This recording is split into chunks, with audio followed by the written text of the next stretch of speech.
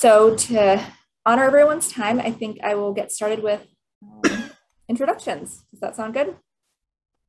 Great. So, hi, my name is Sharon Finley. I am in Asheville, North Carolina with Red Oak Recovery Programs, and I'm excited to introduce Lynn Wadsworth and Dr. Mike Hinckley. Lynn Wadsworth is the Director of Clinical Services for all Red Oak Recovery Programs. Lynn uses she, her pronouns. Lynn is a master's level clinician who is duly licensed in the state of North Carolina as a professional counselor and an addiction specialist. She has held a variety of leadership roles throughout her clinical career, including case manager supervisor in the field of HIV/AIDS, program manager in an intensive outpatient program, director of substance abuse in 2 different residential programs, and director of clinical services for several programs. Dr. Mike Hinckley is the founder and executive director of Wildwood Farm and is a psychotherapist specializing in the treatment of addiction and co-occurring disorders. Dr. Hinckley uses he, him pronouns. Dr. Hinckley's professional training is a unique combination of psychotherapy, spiritual guidance, and personal development. He lectures widely on the topic of LGBTQI+ community and addiction treatment. He served as a parish priest for 20 years while being a healthcare ethicist. Dr. Hinckley's educational background includes studies at the College of the Holy Cross, Middlebury College, Catholic University, Georgetown University, Yale University, and many others. Early in his career, he worked with Mother Teresa of Calcutta in both Rome and Washington, D.C., serving the needs of men with HIV/AIDS, many of whom were IV drug users and unable to access the medical healthcare system due to the fear and prejudice of the health epidemic. Today, he dedicates his efforts to treating clients with chronic addiction and co-occurring disorders. And now this passion is specifically directed toward the LGBTQI+ person suffering from addiction.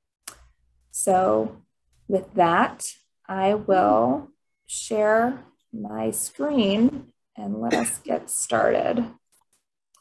And then going to kick things off. Yeah. Are you ready for me to start? I am. It's just taking a sec. Okay. Hi, everyone. I'm really happy to be here. A couple of things I want to say. Someone seems to be weed eating just outside my house, my next door neighbor, so I apologize if it's noisy, first of all. Secondly, I've had a funny little allergy thing going on in my throat, and so you might hear me cough a little bit, and I apologize for that too. After listening to Dr. Mike's bio, I feel very privileged to be able to present with him. Thank you. And I hope that I'm up to the task to be in the same presentation with him. I am going to talk to you about attachment and about attachment wounds and attachment healing. And going to talk about it, I think, primarily because what we see show up in our treatment programs is folks who have significant attachment wounding and families that can benefit from a lot of healing in the realm of attachment. So I always like to start these presentations asking folks to reflect for a minute or two on what you wish you had gotten more of from your parents, or what you wish you had gotten different from them. Do you wish they had done more of, or less of, or just differently?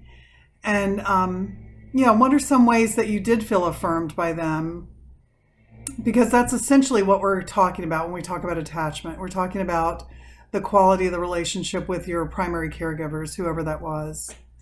And if you want to just put 1 or 2 word reflections in the chat box, that would be awesome to hear and see what folks have to say as they reflect on this. So I'll just give you a couple of minutes.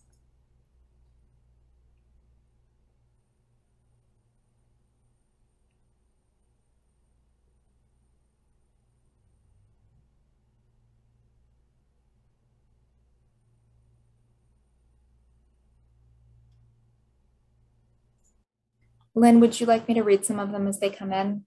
Yeah, I think that'd be great. So everyone Okay. can. Yes. Unprotected, cold and distant, rewards. My mom was a motivator and dad was more laid back. Parents encouraged my interest as a younger child. I wish I was more appreciated for who I am, not who I was imagined to be. Time with just me, getting to know me more than just one of their children.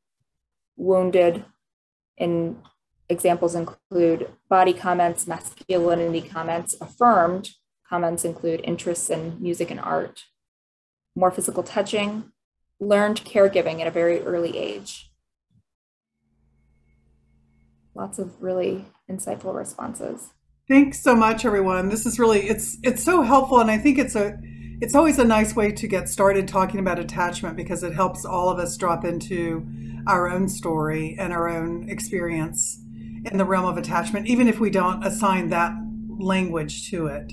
What we're talking about is the quality of our attachment relationship with our primary caregivers. So you can go ahead and go to the next slide, Sharon.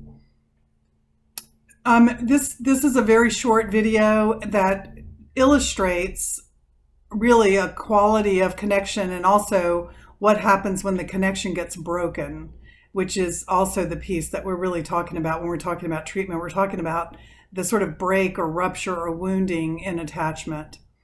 And so this is a nice little illustration. We'll show this. Hopefully the sound is good and all that, but go ahead with that.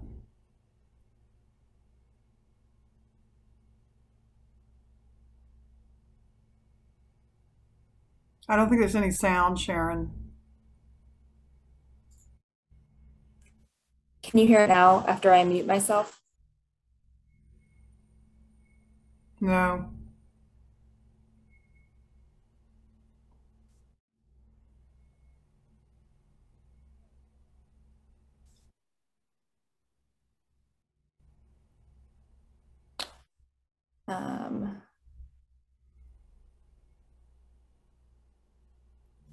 Let me try one thing.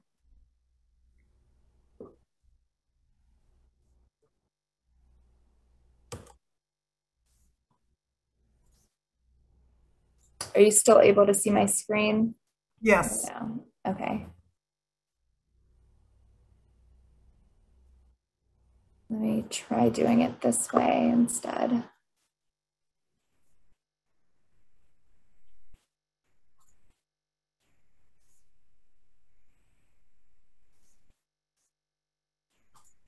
Is this any better?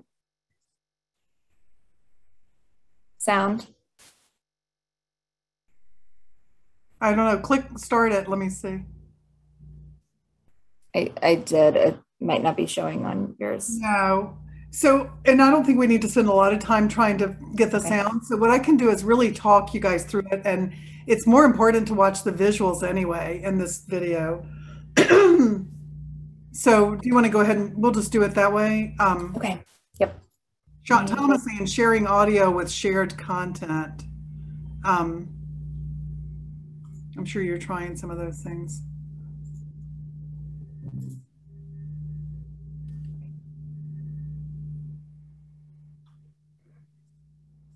Okay, so we're going to do it without the sound. So if you want to just stop it for a sec, Sharon, let me just set it up. Basically what you're going to see is this is Edtronic and does a lot of work with infants and social engagement. And he's not saying the word attachment. He's not talking about attachment. He is talking about attachment, but he's not using that term.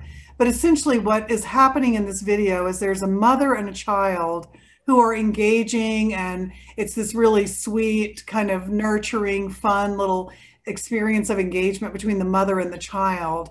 And then they have the mother kind of turn back and turn back around to the baby with just a flat face, like no affect. You know, it's called the still face. So that the baby essentially recognizes the mom is now not interacting and not available, not responsive, not attentive. And so what you're watching is the reactions and what we consider the strategies of the baby. So we'll watch it and just watch the reactions of the baby and the strategies that the baby uses.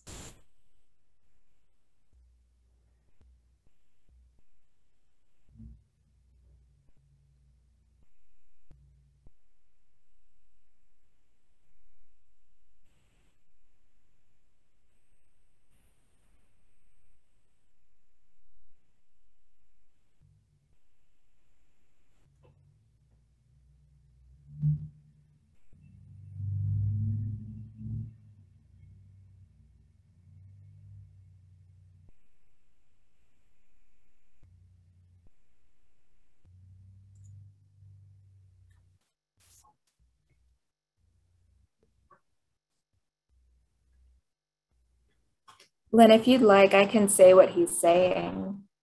Yeah, sure. So they're greeting each other and they're exchanging information. And then they ask the mother to not respond to the baby.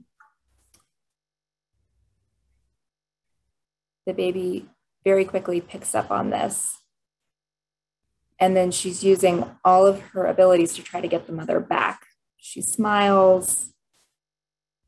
She points because she's used to the mom looking where she points. The baby puts both hands up in front of her and is kind of crying a little bit and is trying to say, what's happening here? She's making a screeching sound at the mother, saying, come on, why aren't we doing this? What's going on? And in just 2 minutes, when they're not getting the normal reaction, they react with negative emotions and turn away and are feeling the stress of it. She's losing control of her posture because of the stress of the experience. And now she's crying. I realize you can't hear it, but. And now the mom is responding positively.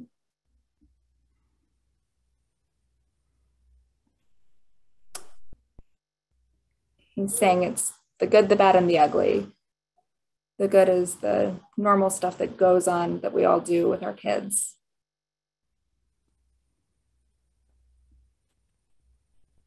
The bad is when something bad happens, but the infant can overcome it. We stop the still face and the baby can come back from it.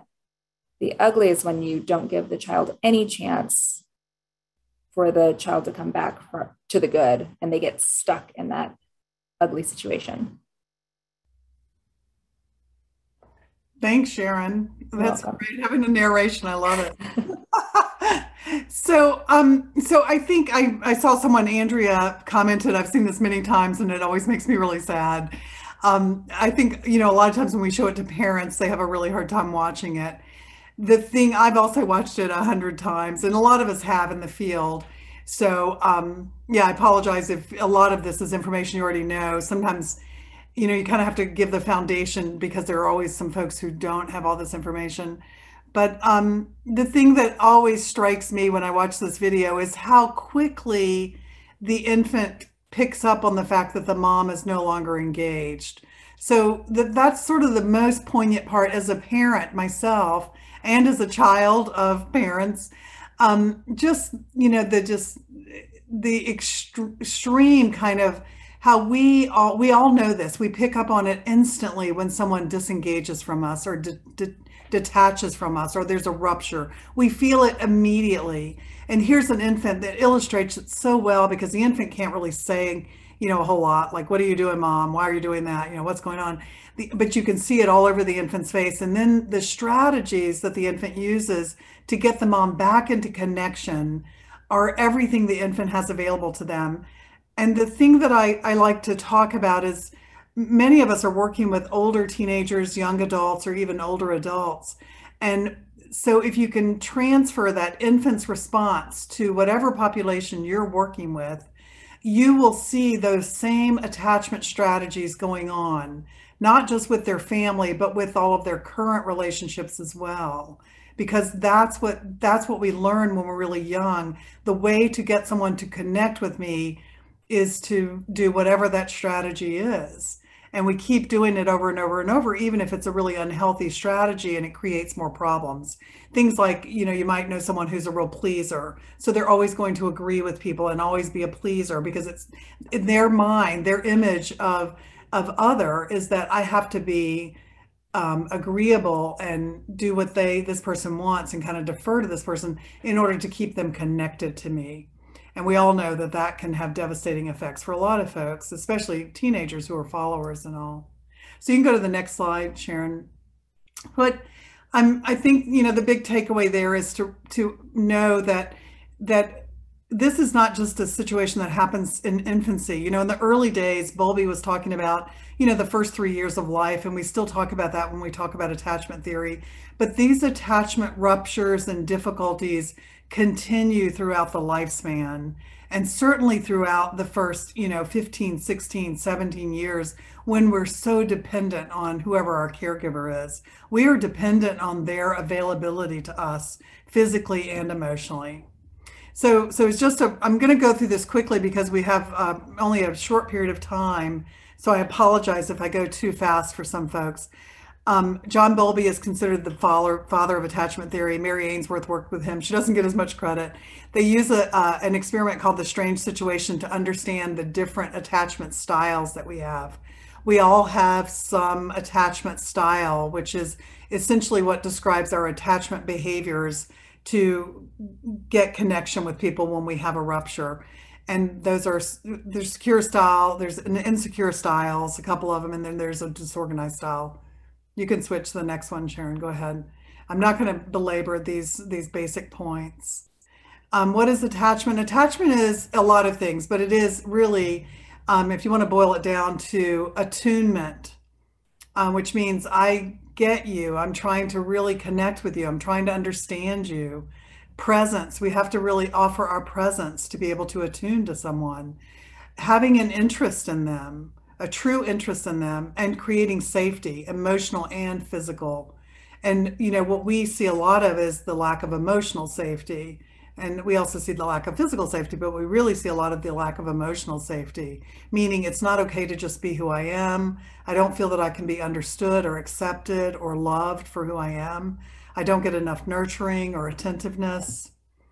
Yeah, and so the central theme is that primary caregivers who are available and responsive to a child's needs, an infant, a child, allow the child to develop a sense of security. When we know that that person is dependable and reliably dependable, and we know we're going to get something that really nurtures us and feels us, it creates secure attachment. Go ahead and switch to the next one, Sharon. The styles are secure. There are a couple of insecure styles that we talk about, avoidant and anxious. There's more language and information around those. If anyone is not familiar with that, you might want to Google it and look at all the different attachment styles. And then there's a disorganized style, which is exactly what it says, which is disorganized. So you're going to see a little bit of all of the different strategies and behaviors going on. And when we work in attachment, and those of us who are working in the treatment field are always working in attachment because the folks showing up in our programs have attachment wounds and ruptures and traumas. And it's part of what leads them to have some of the mental health issues and substance use issues that they're struggling with. So we're not looking as much at attachment styles as we are at attachment strategies. We want to understand that when this person acts in this way toward their peers or toward staff, that this is what's going on. They are actually trying to gain a sense of security and a secure attachment, or they're trying to protect themselves because they don't believe they can have secure attachment. We all will spend a lot of time protecting ourselves also. Okay, switch to the next one, Sharon.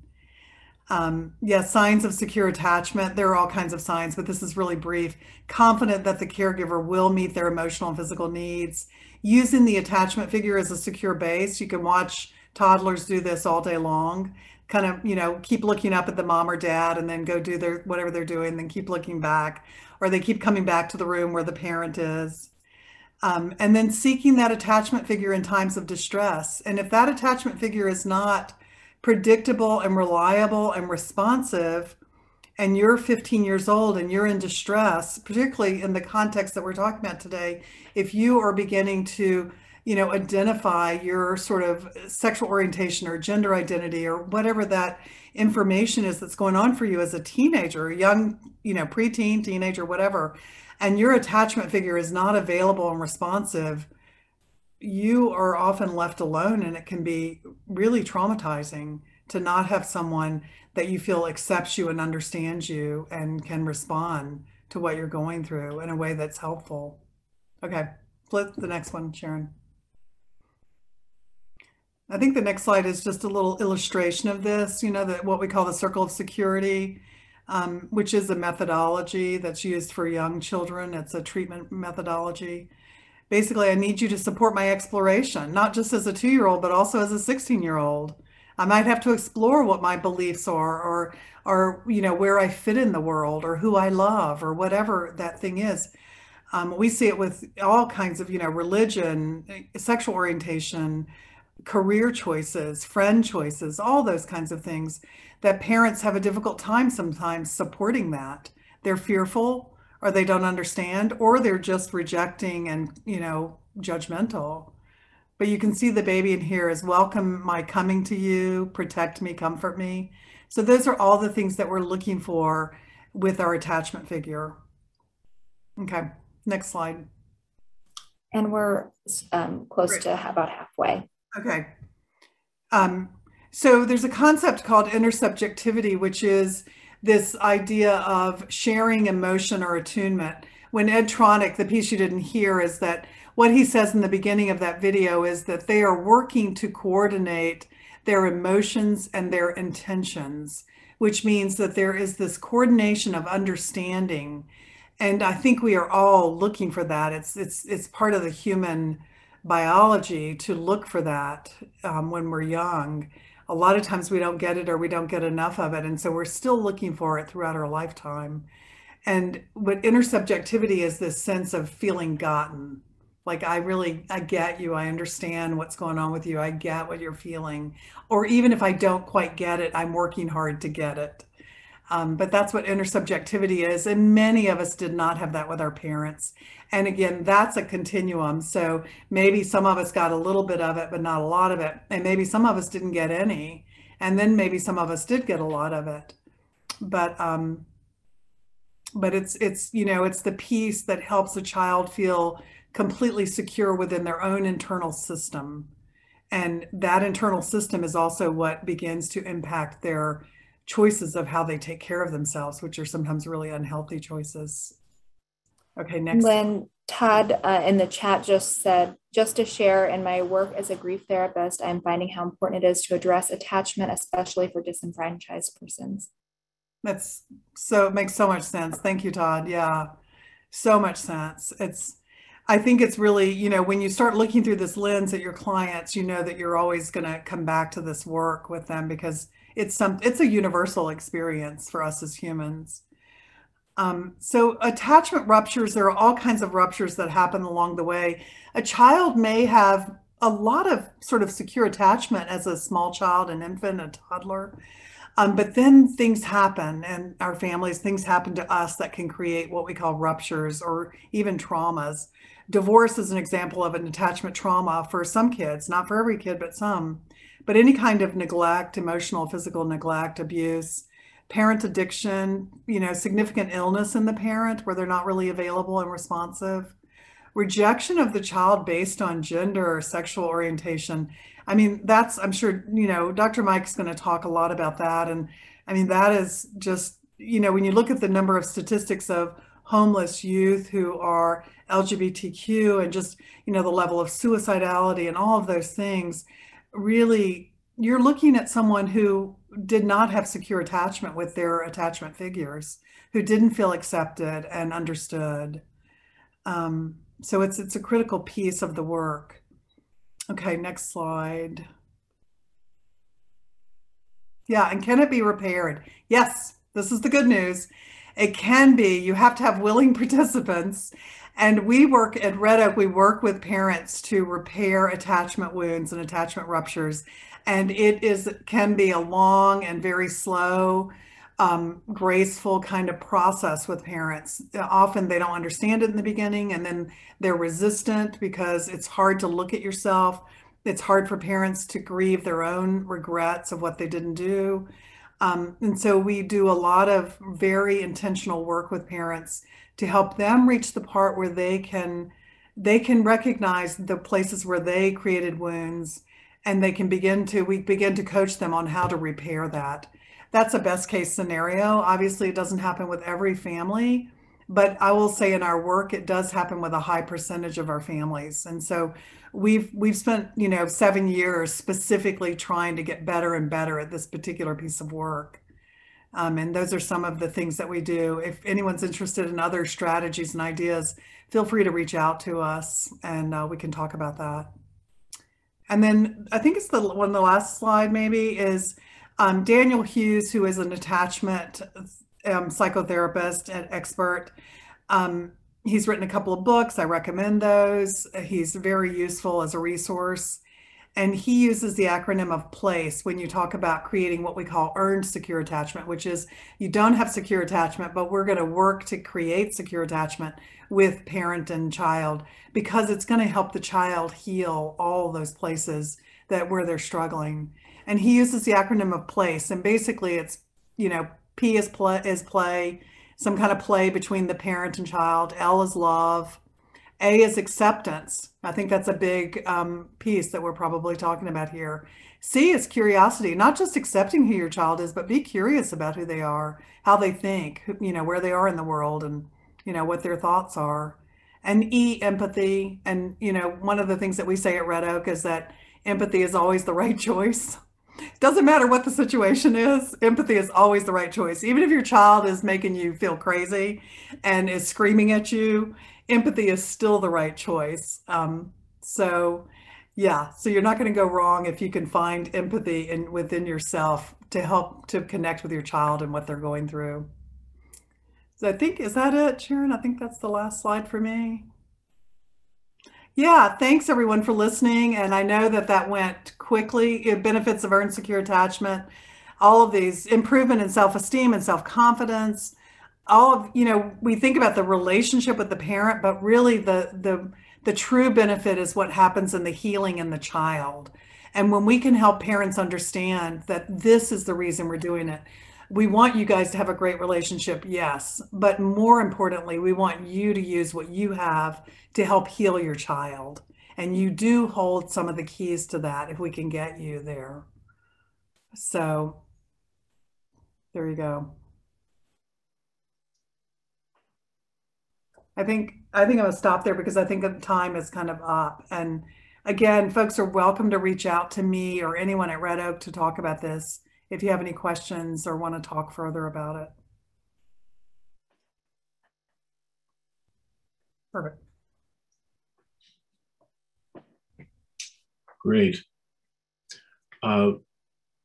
What we want to take some time now to talk about family systems and work with the LGBT community. My objectives are going to provide a little bit of an insight to the implementation tools that integrate specific tools that SAMHSA is asking for with the LGBT community, define and explain some queer normative understandings. And that's specifically what our specialty is. We are one of the few, if the only, program that is working with what we call and trademarked as queer normative. And that is an environment that's created specifically to address the LGBTQ person, and so that they can have the experience of that they are the norm and that they are in a situation where they can just be rigorously honest with themselves, their addiction, and also their family.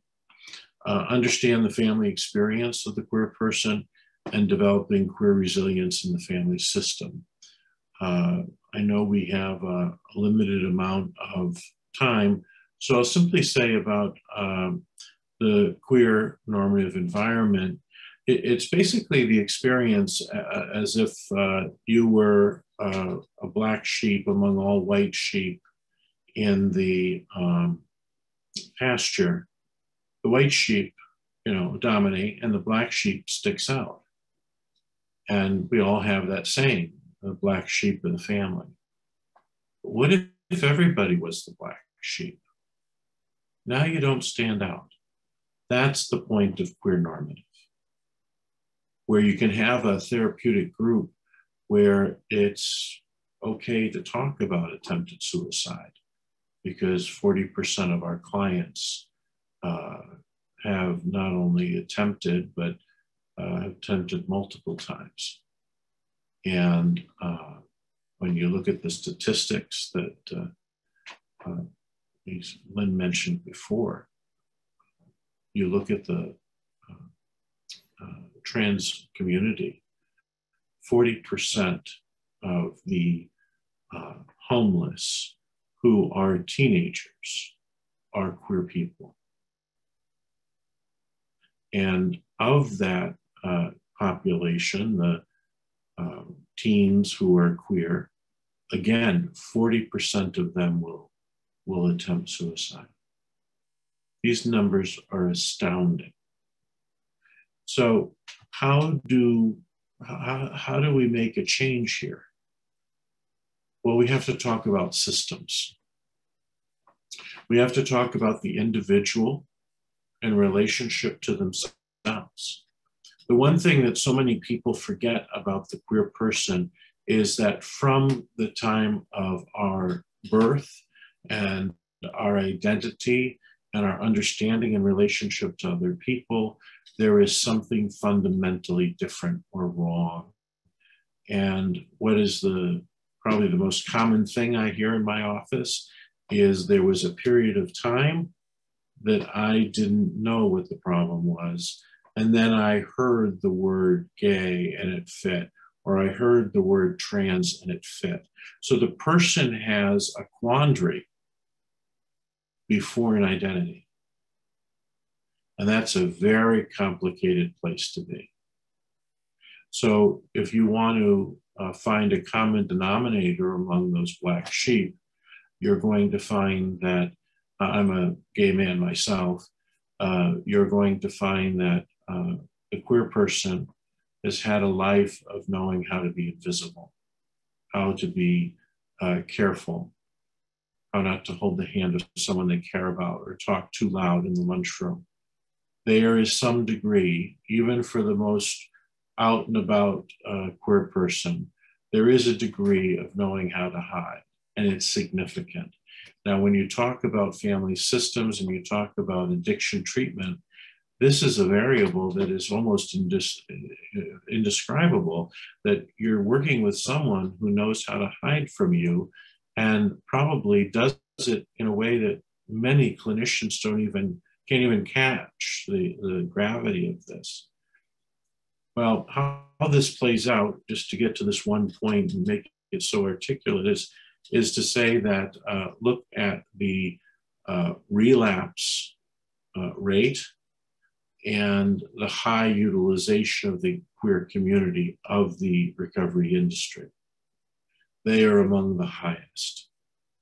The relapse rates are far above and higher than the general population, and the utilization is usually by the point that someone comes to Wildwood. They have spent most of what the family's resources are, and if not, have them on credit cards, So we work with people who have really used the system, easy to say 8 different treatment episodes. We've had one client who had been over 15 episodes. And then they come to Wildwood and everything changes, because as soon as they step on the property, wait a minute now, this feels different. And why is that important? Well, I don't know if any of you remember, but a number of years, Sally Fields got an Oscar. And it was for Best Actress, and it was voted on by her peers. And it was a revelation, and she points it to as a change in her life, where she got up there and the little speech she gave was simply, "You really do like me.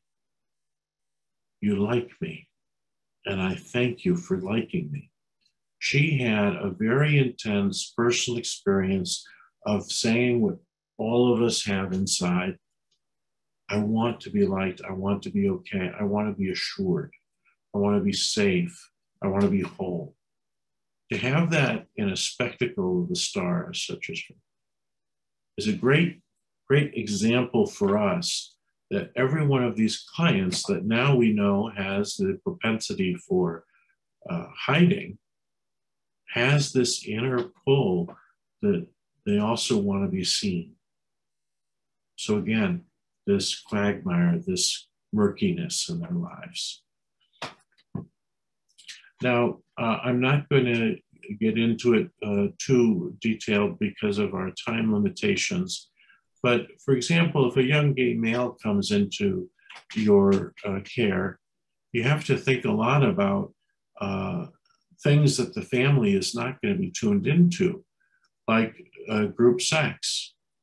We should be thinking every time a gay male, which is very popular, very common, gay male comes into my office and he says meth, I'm going to say, now what's his experience of group sex?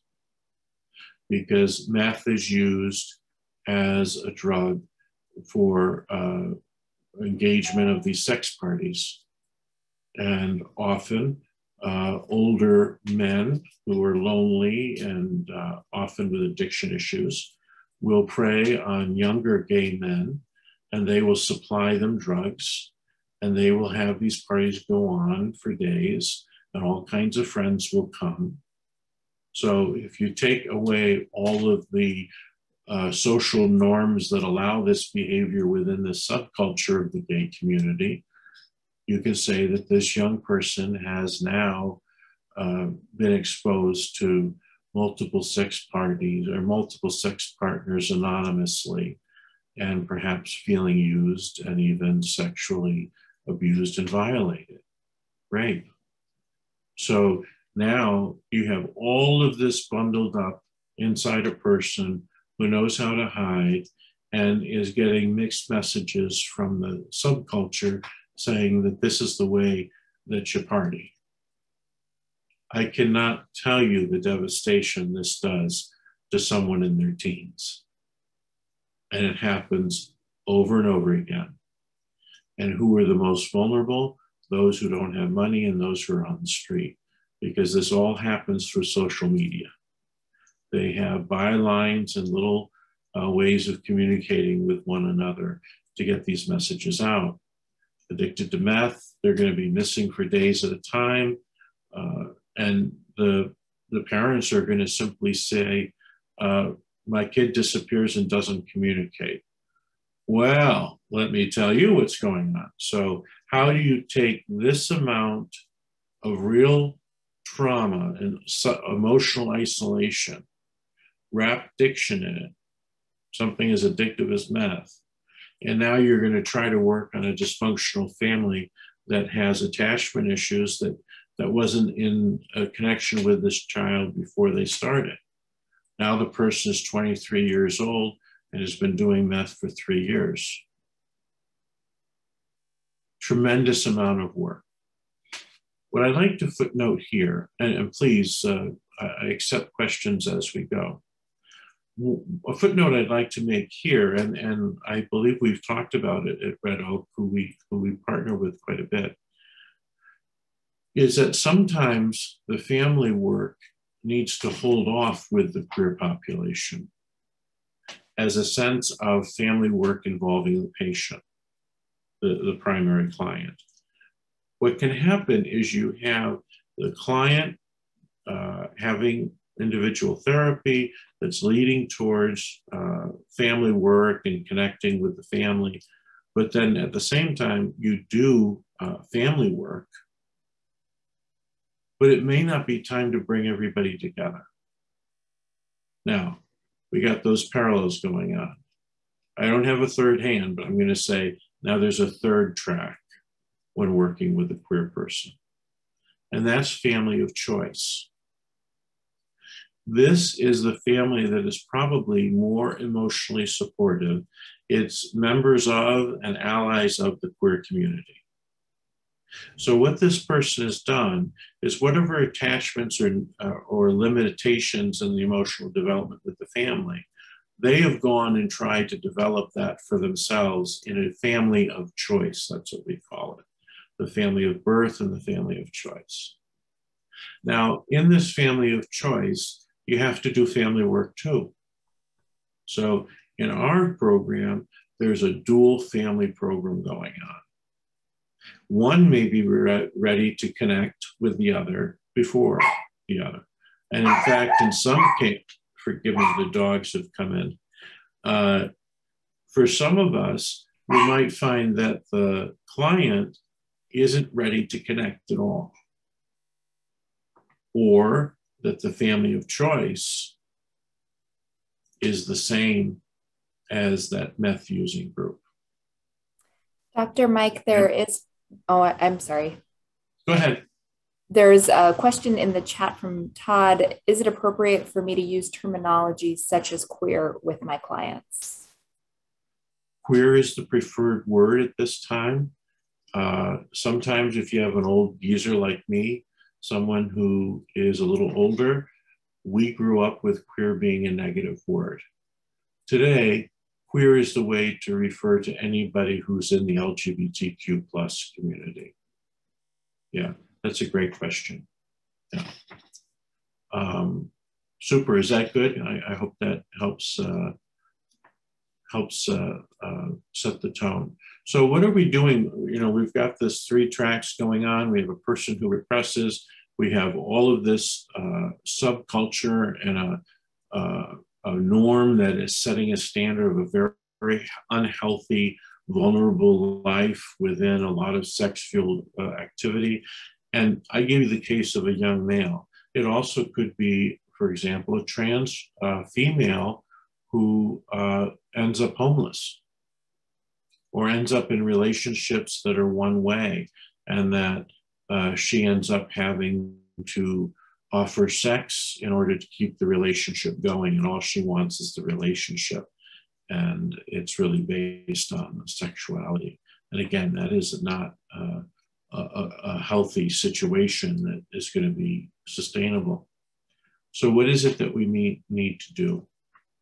We need to have that all Black sheep community develop a sexual and gender minority among themselves. And so at Wildwood, what they do is they live together and they eat together as housemates. The farm is not intended to be their world. This is extended sober living. But they're housemates, the place where they come home at the end of the day, the place where they wake up, the place where their downtime is spent, is very much affirming in ways that they've never experienced before. What they're looking for, the person who calls looking for treatment, they're looking for safety. They're looking for a safe place. They're looking for a place that says, just like we experienced with getting the Oscar, the idea of Sally Field saying, I'm loved. That's safety. I'm loved. If I'm at a AA meeting and someone says an offensive pronoun or an offensive story, many times a client might not put their hand up and say, this is offensive, this is stupid. But if they're sitting next to a housemate, they might just get a touch on the arm. With you, I'm with you. Man, that's a different world to be in, right? Different world. So what we're talking about here is something that SAMHSA, the federal program for addiction services, is really trying to address. And they have a great thing that you can send for. Just get online and sign up for it, and they will send you their guide, the provider's introduction to substance abuse and treatment for the lesbian, gay, bisexual, and transgender individuals. They do not do intersex. It's not absolutely complete. As far as I know, they haven't updated it yet, but I think it's coming. But this is very helpful and does talk through a number of issues. They also, in that program, are the basis of why Wildwood Farm needed to exist. Many programs, and Red Oak would be one of them, would be LGBT sensitive treatment. They'll have a track, they'll have informed clinicians, they'll have the ability to work with a client who's queer.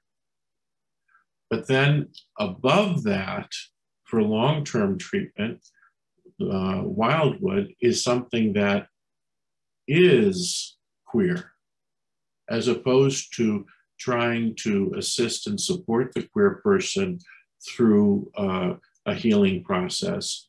This model is a little different, and that's why we collaborate with them. We don't do primary care. So if someone were to call us, we'd get on the phone with Red Oak and say, can you take this client? Because we know that client's going to have safe place there.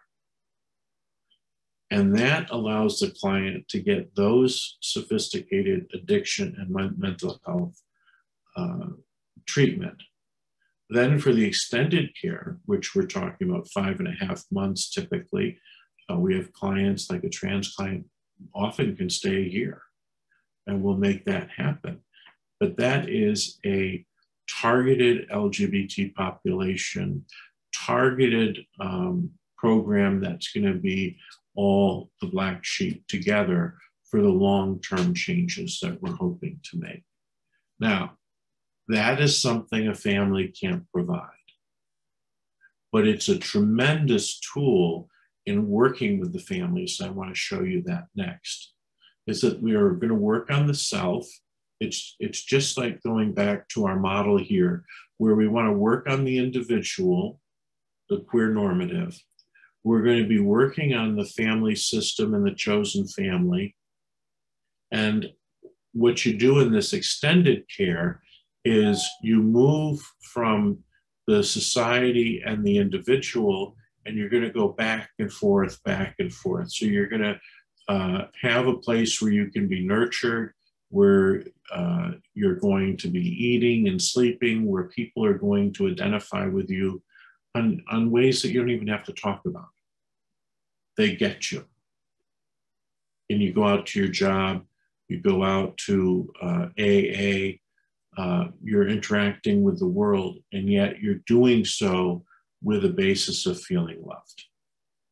That's a very new experience for our clients in many ways. The problem is when a person goes from working on themselves and jumps just to the wider world. They are out there and they're going to just try to make their career work right away versus being within a society or a community. That's how the relapse rate gets high. Because, excuse me, the client that we're speaking of in the queer community hasn't had a history of these levels working. So, excuse me, if we haven't had a history of the levels working, why would we presume that they're going to be functioning upon sobriety's initial days and stages? This has to be learned. This is what people say sometimes. You drank for 10 years, so you're 10 years immature. Let's not do that. Let's talk about, because of your social situation, the family situation, there are things that you just didn't learn yet. And that doesn't mean that you can't. You just have to be patient with ourselves. I have to be patient with my client.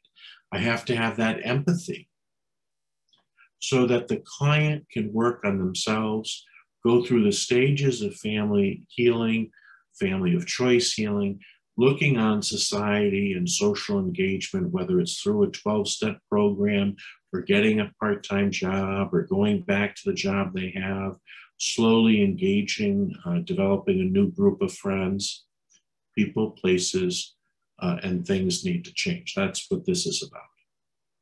Before I jump back and try to put life back together the way it was. Family systems work. Process is always driven by the client. That's part of the Wildwood method.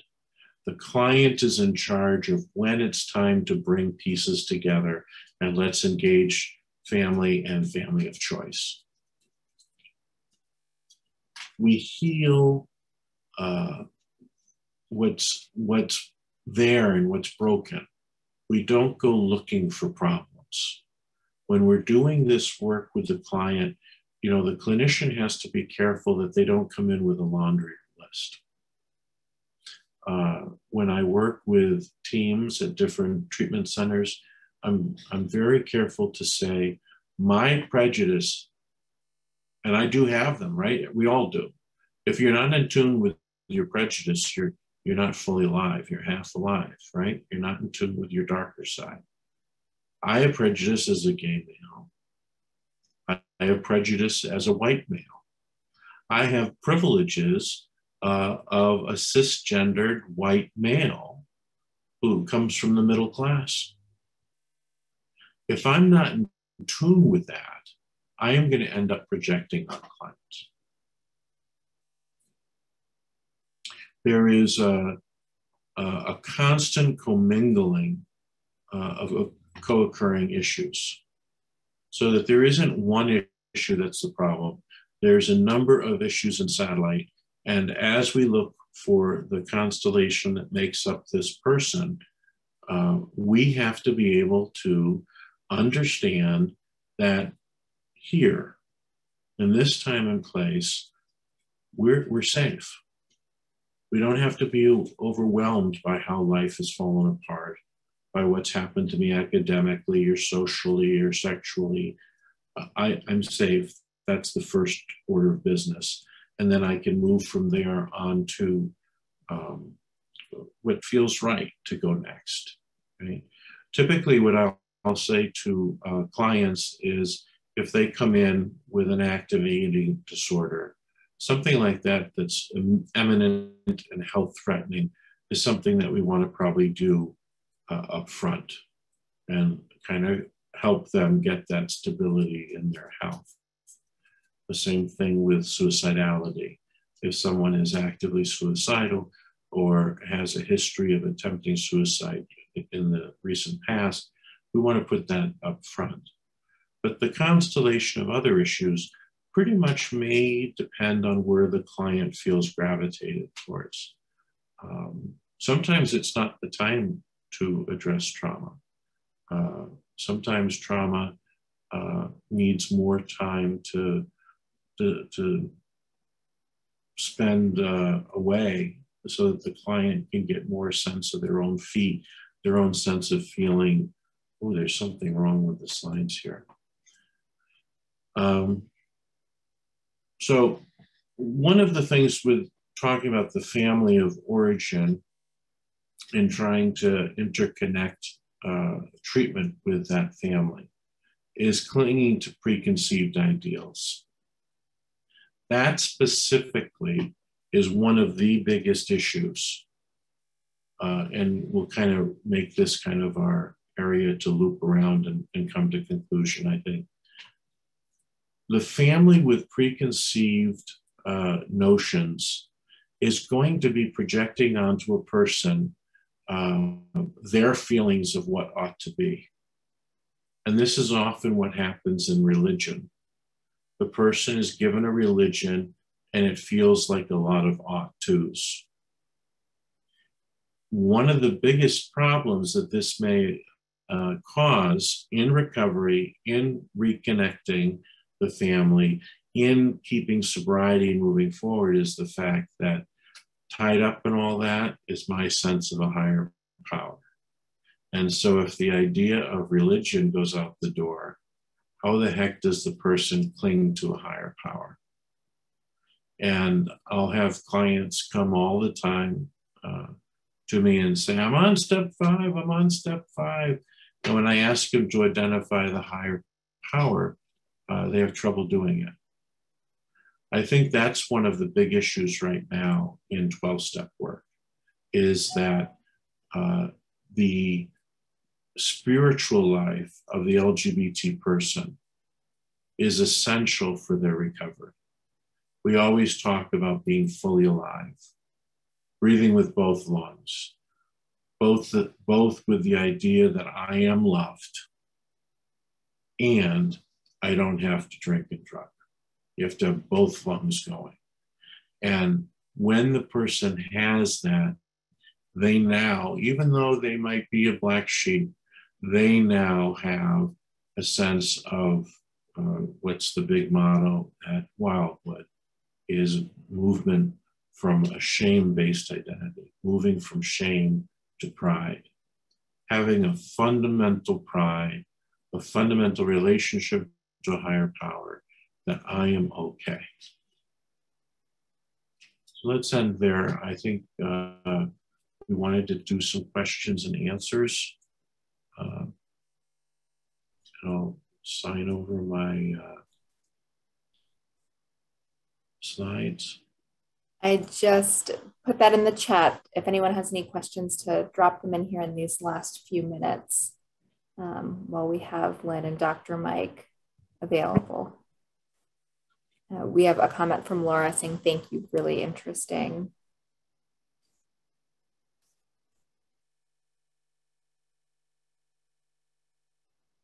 You must have done a great job, Lynn.